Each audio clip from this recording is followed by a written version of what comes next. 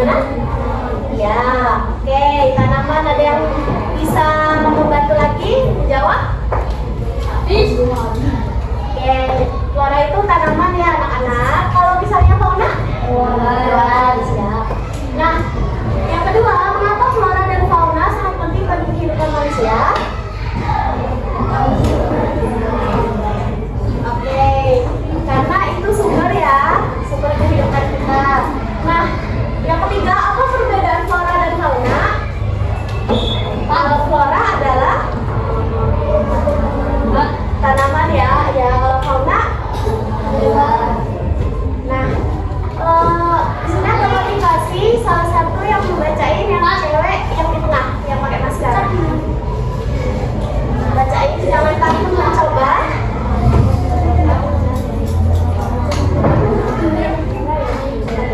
Terus belajar itu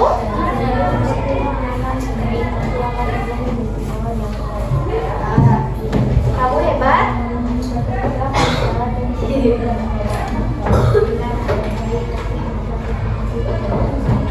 Ya, oke, terima kasih nah anak-anak kita akan belajar tentang manfaat keanekaragaman hayati.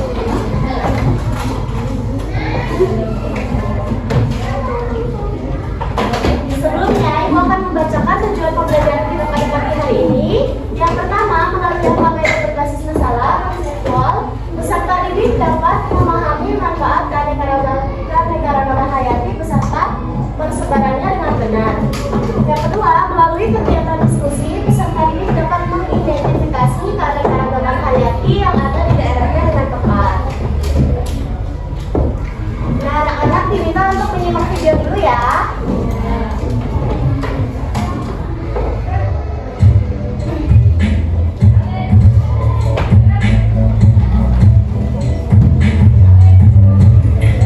Memiliki keanekaragaman hayati yang tinggi, Indonesia juga dikenal sebagai wilayah yang memiliki keunikan keanekaragaman hayati dilihat dari pola persebarannya. Di dunia, terdapat 6 wilayah atau zona utama persebaran makhluk hidup atau biogeografi, yaitu zona paleartik, zona neartik, zona neotropik, zona Ethiopia, zona oriental atau Asia, dan zona Australia. Indonesia memiliki keunikan karena terletak di antara dua zona biogeografi, yaitu zontal dan zona Australia. Zona oriental meliputi wilayah barat Indonesia, yaitu Sumatera, Jawa, Bali, dan Kalimantan. Di wilayah barat Indonesia terdapat hewan-hewan yang memiliki kemiripan dengan hewan-hewan yang terdapat di benua Asia, misalnya harimau, badak, gajah, banteng, dan kera. Adapun zona Australia meliputi wilayah timur Indonesia, yaitu Maluku dan Papua. Hewan-hewan di wilayah ini memiliki kemiripan dengan hewan-hewan yang ada di benua Australia, contohnya kuskus, walabi, platypus, dan kanguru. Pembagian fauna menjadi dua kelompok tersebut didasarkan pada adanya paparan Sunda dan paparan Sahun. Di antara paparan Sunda dan paparan Sahun dapat ditarik garis pemisah yang dinamakan garis Wallace. Garis Wallace merupakan garis hayal yang ditemukan oleh seorang naturalis Inggris bernama Alfred Russel Wallace. Pada tahun 1863, ia menemukan garis Wallace setelah ia menyadari adanya perbedaan antara fauna bagian barat dan fauna bagian timur. Garis ini membelah Selat Makassar menuju ke selatan hingga ke Selat Lombok. Jadi, garis Wallace memisahkan wilayah oriental dengan wilayah Australia. Namun selanjutnya, pada tahun 1904, seorang zoologis dari Jerman bernama Max Weber berpendapat bahwa hewan-hewan yang ada di Sulawesi tidak semuanya tergolong kelompok hewan Australia. Menurut Weber, di Sulawesi ada juga hewan-hewan yang memiliki sifat-sifat oriental, sehingga ia berkesimpulan bahwa hewan-hewan Sulawesi merupakan hewan peralihan. Selanjutnya, Weber membuat garis pembatas yang berada di sebelah timur Sulawesi memanjang ke utara menuju ke Kepulauan Aru. Garis ini kemudian dikenal sebagai garis Weber. Sebagai bukti Sulawesi merupakan zona peralihan, contohnya adalah di Sulawesi terdapat oposum dan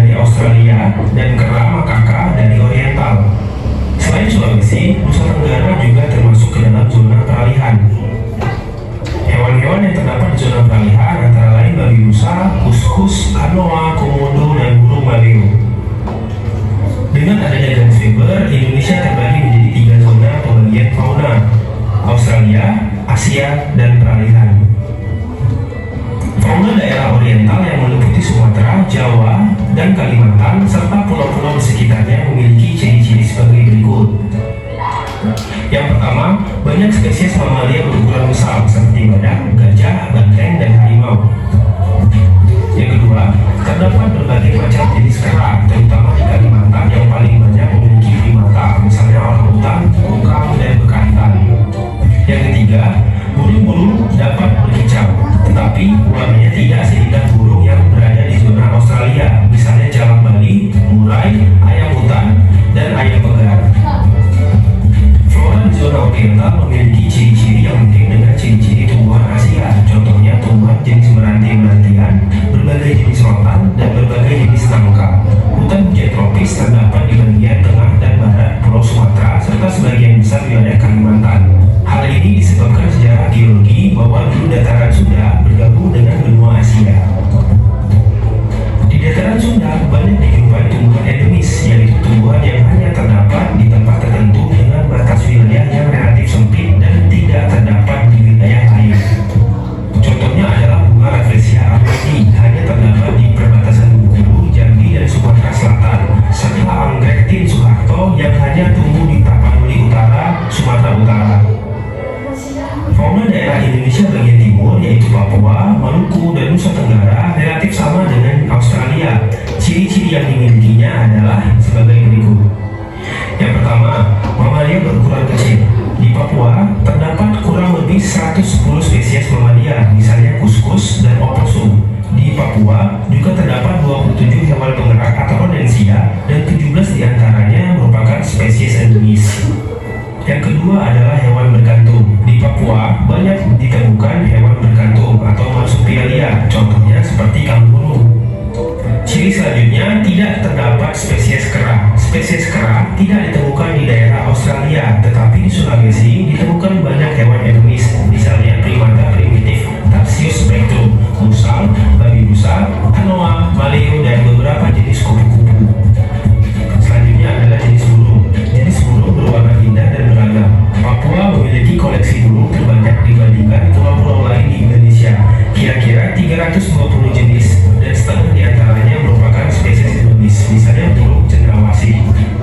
Flora yang ada di zona Australia memiliki kemiripan dengan flora di benua Australia. Hutan-hutan di Papua dan pulau-pulau kecil yang ada di sekitarnya memiliki corak hutan hujan tropis tipe Australia Utara dengan ciri-ciri sangat lebat dan selalu hijau sepanjang tahun. Beberapa jenis kayu yang punya nilai ekonomis tinggi tumbuh dengan baik, seperti kayu besi, cemara, ebel hitam, ketere hitam, dan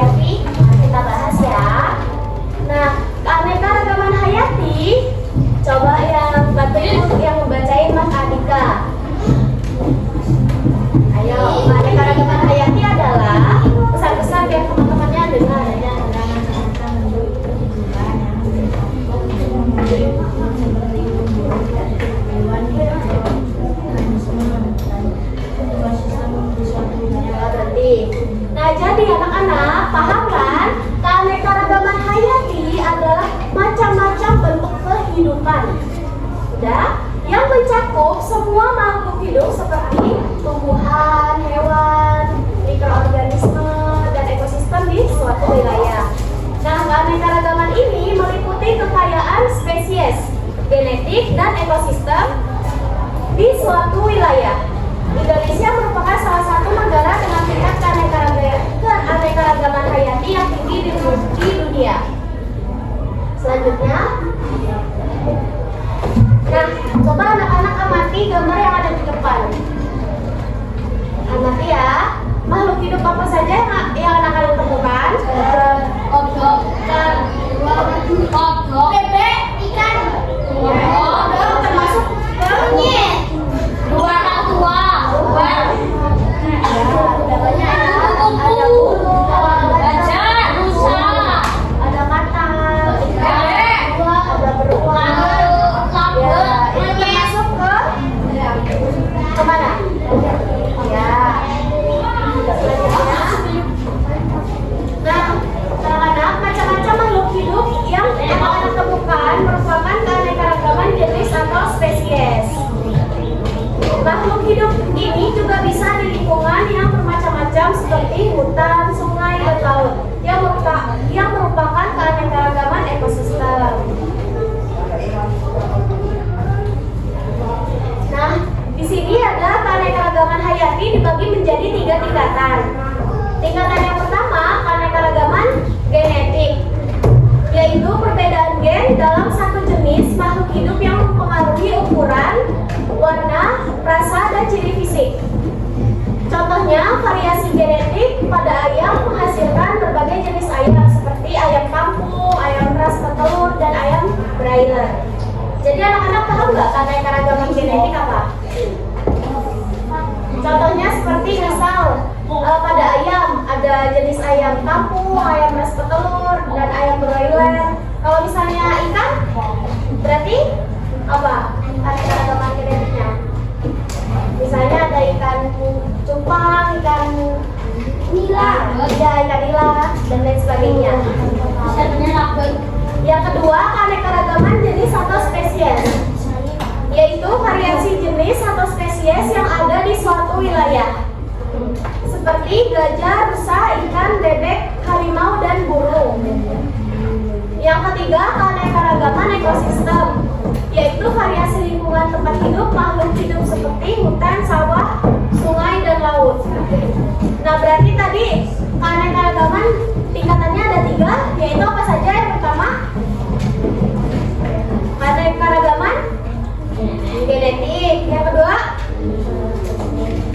keanekaragaman jenis atau spesies. Yang ketiga, keanekaragaman ekosistem. Ada pertanyaan? Belum ada. Nah, anak-anak, di sini anak-anak bisa perhatikan ya. Di sini bisa perhatikan ada gambar ikan dan katak. Nah, apakah anak-anak bisa melihat keanekaragaman genetik pada gambar di bawah ini? Bisa ya. Oke. Nah, manusia juga memiliki keanekaragaman genetik. Walaupun termasuk dalam satu jenis makhluk hidup, yaitu manusia, namun setiap manusia berbeda. Ada yang berkulit putih, sawo matang, kuning langsat atau hitam. Rambutnya pun ada yang hitam, keriting, dan lurus. Bahkan dalam satu keluarga, perbedaan tersebut bisa anak-anak temukan. Jadi dalam satu keluarga bisa anak-anak rambutnya sama nggak nih sama papa misalnya atau sama mama, beda kan? Oke. Selanjutnya, perbedaan yang ada pada makhluk hidup yang sejenis dapat terjadi karena setiap makhluk hidup memiliki gen atau pembawa sifat. Gen inilah yang mempengaruhi karakteristik dan ciri fisik yang dimiliki oleh setiap makhluk hidup. Paham? Sampai sini paham nggak? Paham ya, nanti kalau nggak paham ditanya aja. Yang kedua ada faktor yang mempengaruhi keanekaragaman hayati di Indonesia. Yang pertama apa itu? Letak geografis ya. Nah, Indonesia terletak di antara 2 benua, yaitu Asia dan Australia, dan 2 samudera, yaitu India dan Pasifik. Posisi ini menjadikan Indonesia sebagai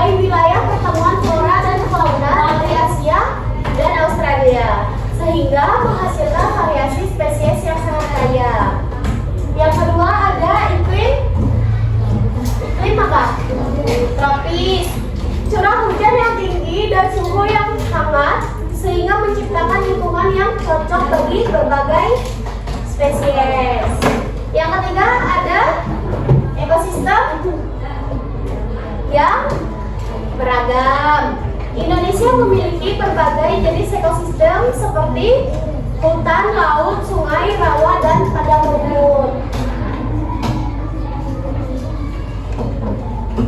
Oke, selanjutnya ini di sini anak-anak bisa lihat ya contoh keanekaragaman hayati di Indonesia.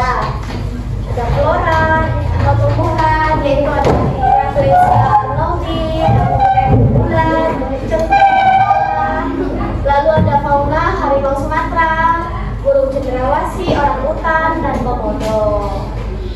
Cicak. Nah, manfaat. Yang ketiga ada manfaat keanekaragaman hayati bagi kehidupan manusia. Yang pertama di bidang pangan, manfaatnya tumbuhan seperti padi, jagung, dan sayur-sayuran menjadi makanan pokok manusia. Yang kedua, hewan seperti ayam, sapi, dan ikan menyediakan daging dan susu. Yang ketiga, berbagai jenis buah-buahan dan biji-bijian memberikan vitamin yang diperlukan tubuh. Lalu yang kedua ada bidang kesehatan. Manfaatnya tanaman obat seperti jahe, kunyit, dan temulawak digunakan untuk menyembuhkan penyakit. Yang kedua ada banyak obat-obatan dibuat dari bahan alami seperti kina untuk mengobati malaria. Yang ketiga bidang industri. Kayu dari pohon jati dan mahoni digunakan untuk membuat mebel. Yang kedua, kapas dari tanaman. Kapas digunakan untuk membuat pakaian. Yang ketiga, getah karet digunakan untuk membuat ban kendaraan. Yang keempat, di bidang ekosistem. Tumbuhan menghasilkan oksigen yang dibutuhkan manusia dan hewan untuk bernafas. Hutan, yang kedua, hutan berfungsi menyerap air hujan agar tidak terjadi banjir. Dan yang ketiga, hewan seperti lebah membantu penyerbukan tanaman sehingga tanaman bisa tumbuh dengan baik. Sampai sini ada pertanyaan? Belum ada? Nah, yang terakhir materinya aktivitas yang mengancam keanekaragaman hayati.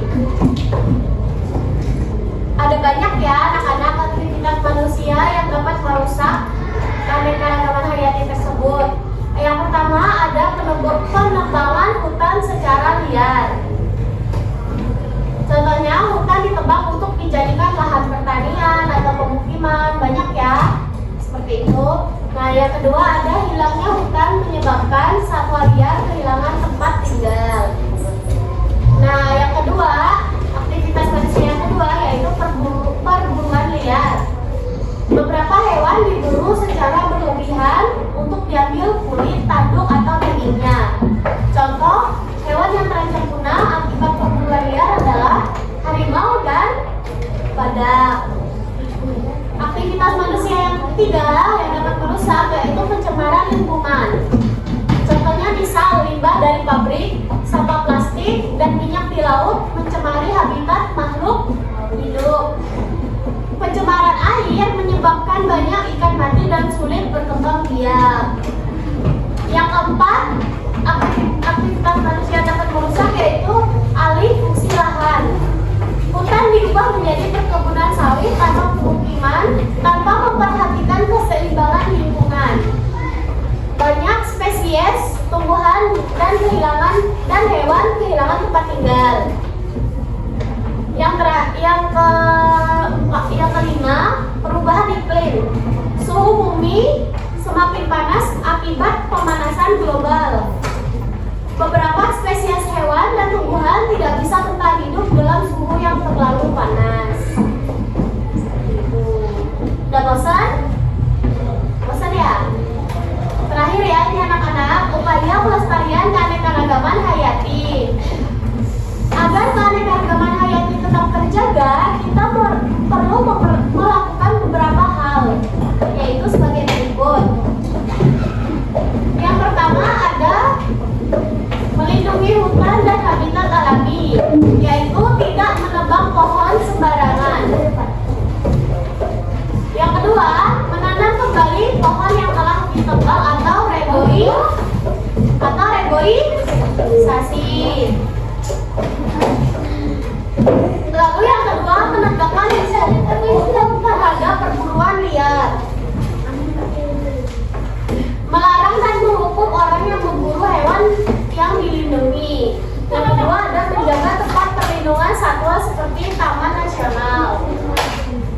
ketiga ada mengurangi penggunaan plastik dan limbah berbahaya.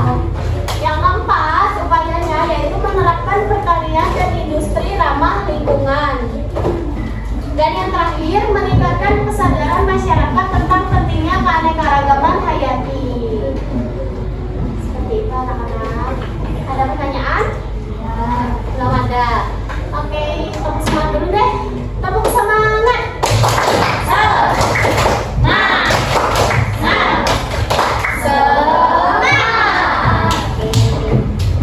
Materi kita udah di akhir ya anak-anak. Ada pertanyaan sebelum kita mengisi lembar kerja LKPD?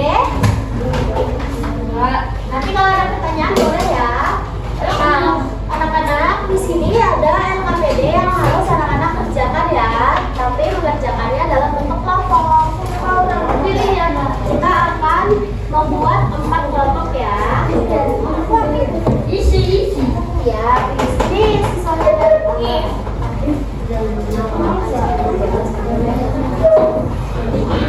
dua ya anak-anak totalnya. Nah, berarti dua berarti ada 5 orang, ada 6 orang. Oke, ada yang 5, ada yang 6.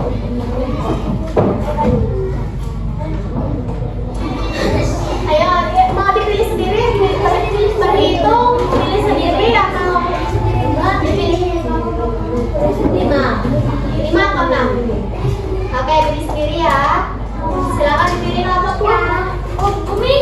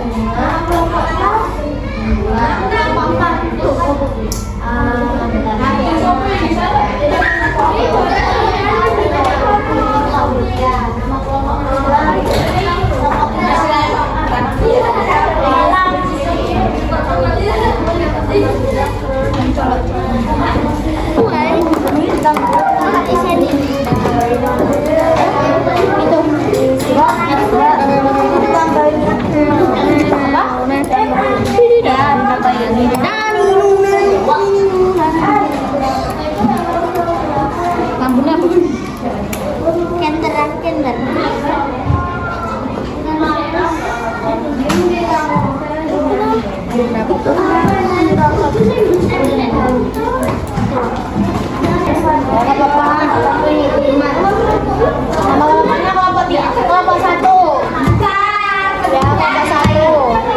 Terus sama saya. Udah, ya kelompok 1.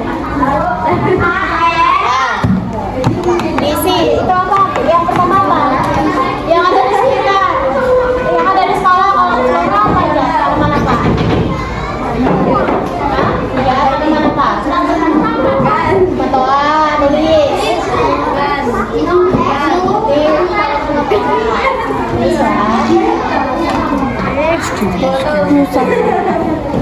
Ciri-cirinya apa?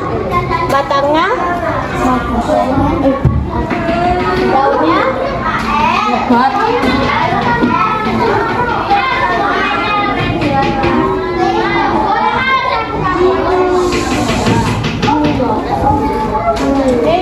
Itu ciri-ciri apa? Fauna. Nah, fauna. Kalau fauna ada apa? Di bawah ada kira-kira ya, bentar.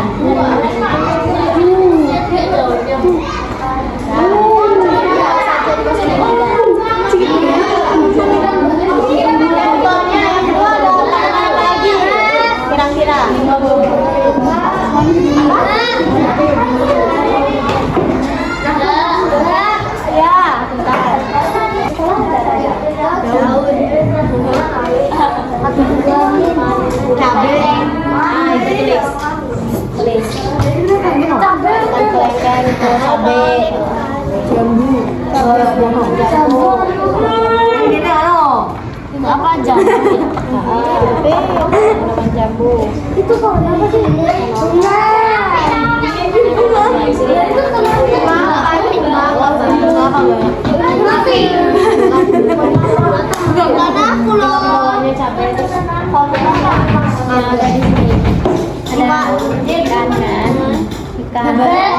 Bebek emang ada ikan laba-laba, kecoa, cicak, nyamuk. Mau tidur dong ayam. Ya, nah yang ketiga ini ya laba-laba yang ada di sekolah. Misalnya ada capek.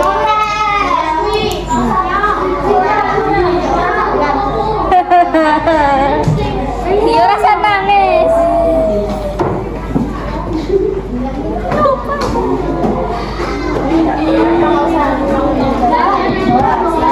Yang kedua, kamu menangis.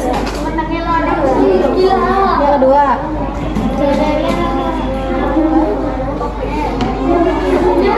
Pohon apa?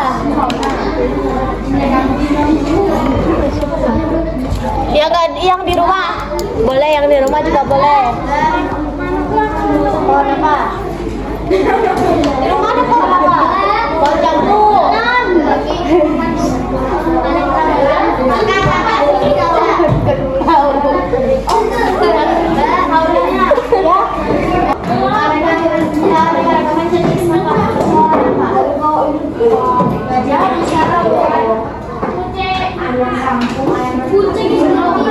Itu masuk apa? Itu masuk pilek. Ayam broiler. Di searching ya. Aneka-ragaman genetik. Ayam, kambing, ukuran.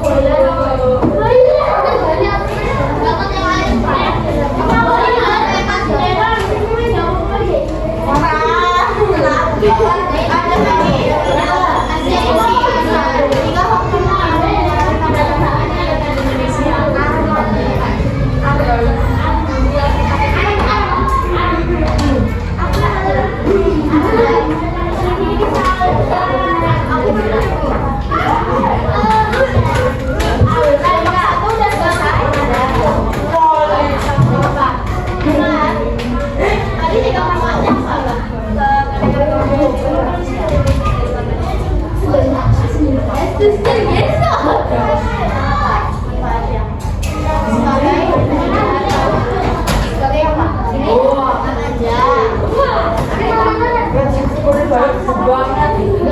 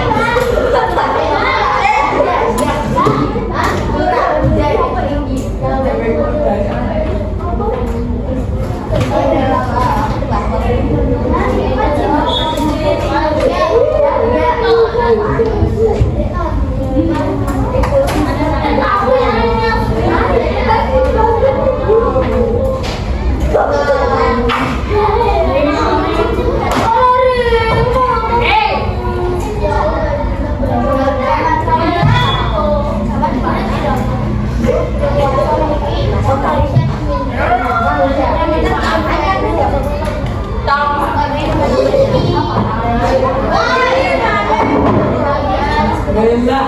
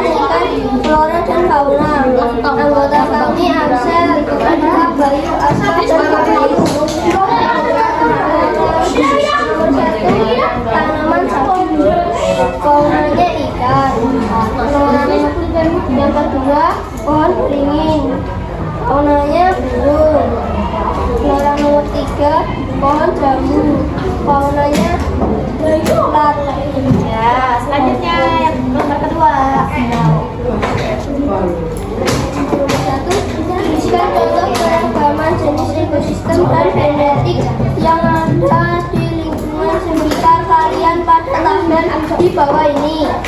Keanekaragaman jenis: 1. Gajah, 2. Ular, 3. Ikan. Keanekaragaman ekosistem: 1. Hutan, 2. Sawah, 3. Sungai. Keanekaragaman genetik: A. 1. Ukuran, 2. Warna, 3. Rasa. 2. Benar nggak? Benar nggak keanekaragaman genetik? Benar. Benar. Oke, lanjut. 2. Jelaskan dengan bahasa kalian sendiri. 3. Mengenai keanekaragaman hayati di Indonesia. 1. Letak geografis, 2. Iklim tropis, 3. Ekosistem beragam. Ya. Jelaskan 3 manfaat keanekaragaman hayati bagi kehidupan manusia. 1. Sebagai bahan pangan, 2. Bahan kesehatan. Oke. Ditepuk tangan untuk kelompok 1. Selanjutnya kelompok 2.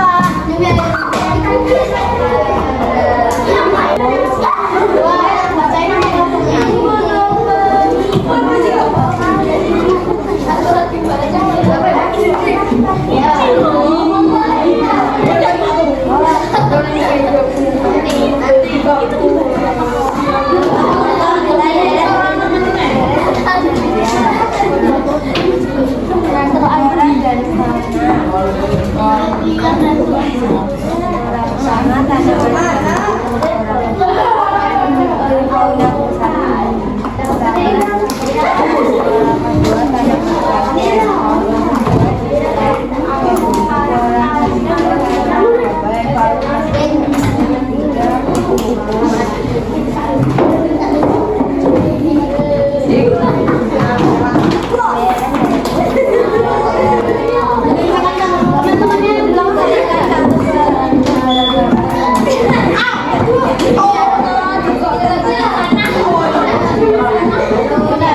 Yang di belakang benar nggak?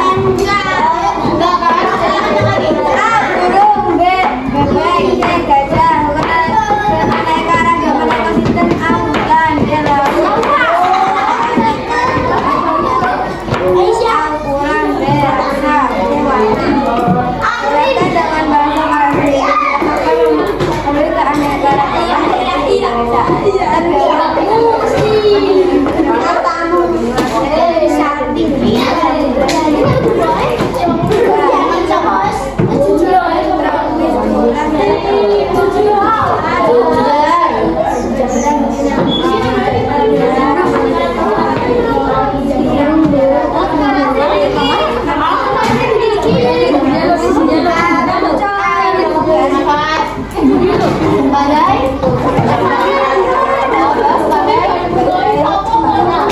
Tepuk tangan untuk kelompok 2. Selanjutnya kelompok 3.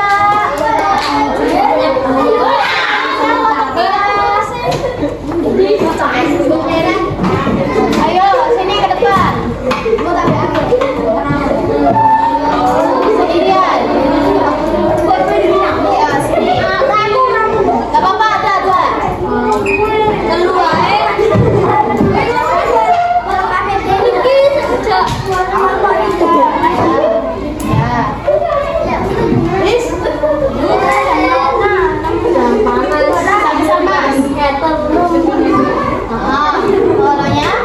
Dan aku nanya juga ya.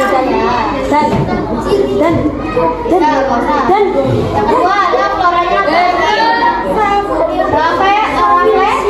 ya, faunanya tiga anggrek, faunanya oke,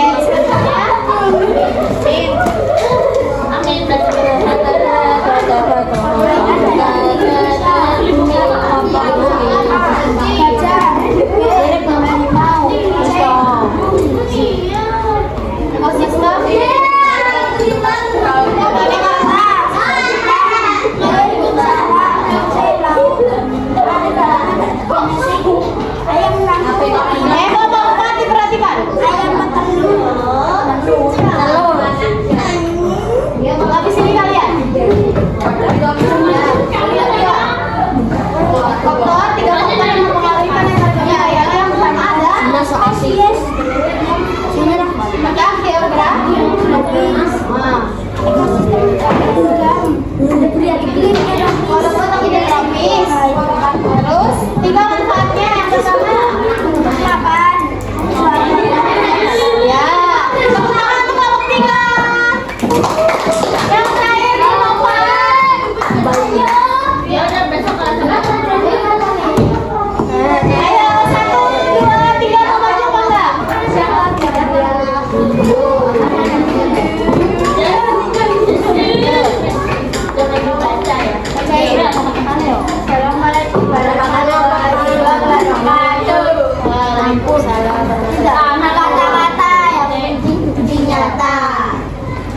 Kami dari